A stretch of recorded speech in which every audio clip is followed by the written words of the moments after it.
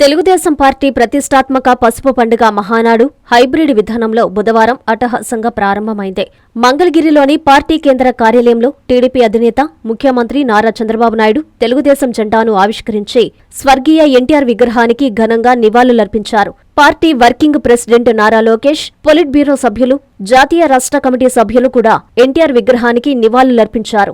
ఈసారి మహానాడును 1875 క్లస్టర్ల నుంచి వేలాది మంది కార్యకర్తలు హైబ్రిడ్ విధానం ద్వారా వీక్షించగా 175 నియోజకవర్గాల నేతలు, కార్యకర్తలు, ముఖ్య నాయకుల ప్రసంగాలను ఆన్లైన్లో విన్నారు.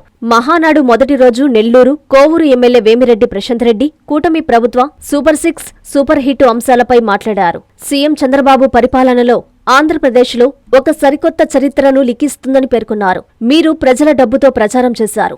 మేము ప్రజల జీవితాల్లో మార్పు తీసుకొస్తున్నాం. మీరు విధ్వంసం చేశారు. మేము అభివృద్ధి చేస్తున్నాం. మీరు భయాన్ని పంచారు. మేము భవిష్యత్తు ఇస్తున్నాం అని ఘాటుగా విమర్శించారు. ప్రపంచ స్థాయి రోబోటిక్ సర్జరీలు మన నెల్లూరు నారాయణలో 26 సంవత్సరాల సంస్థాగత అనుభవం, సాంకేతిక ఆధారిత వైద్య సేవలు, ప్రామాణికత, నాణ్యత మరియు నిబద్ధత, అధునాతన 3D high definition visualisation, surgeon పూర్తి నియంత్రణలో పనిచేసే multi articulated robotic arms, millimetre స్థాయి ఖచ్చితత్వం, మెరుగైన ఎర్గోనామిక్స్ మరియు స్థిరత్వం.